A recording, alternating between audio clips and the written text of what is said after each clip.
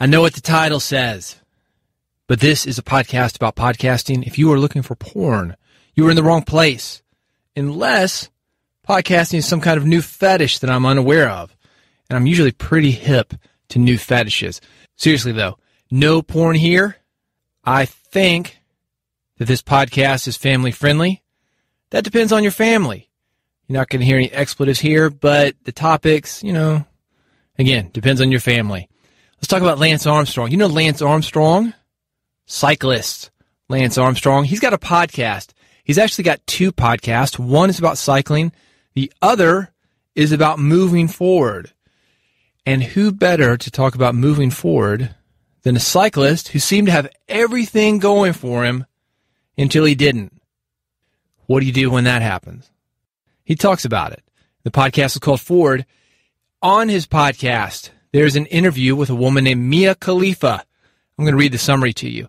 Mia Khalifa is a former adult film actress. A brief stint in the porn industry led her to be named to the ISIS hit list. She joined Lance in Austin to discuss her experience in the adult film world, a conversation she had never shared publicly. She also talked about the stigma around the industry and how the label has followed her. They discussed her passion for sports, her cooking show, and challenges of trying to date. I'm going to play a clip for you. This is from Lance, not Mia, that I think is an important lesson for all podcasters. In this clip, he talks about setting up the interview. We've had a lot of comments about our guest this week, Mia Khalifa. And before I get into introducing her later on here in the intro, let me just say one thing right quick so you guys can either choose to hit play or pause or or delete or not. We've had a lot of feedback on the social channels about Mia and about the decision to have her on. I just want to say at the top of the show, first of all, this was one of the best episodes that I have ever sat through. I come to this from maybe a unique perspective that all of the perfect people on social media don't come from. But I come to this discussion being me, and me being me, and knowing how people view me, how parents, mothers, fathers, grandparents, friends, aunts, uncles, coaches, administrators, teachers view me. There's a lot of people that I've been on other podcasts and people say, I can't believe you stooped to the level of having him on. So I came to it from a different perspective than maybe most. And when I asked her to come on the show months ago, Mia said that she'd love to come on. She's listened to a few of the episodes, but that she didn't want to talk about that part of her life, and she didn't want to talk about her family, which, was a tough situation for me. I thought, okay, we could probably have a fun conversation, but I want to know what that was like. What led you to make those decisions? What do you think about those decisions now?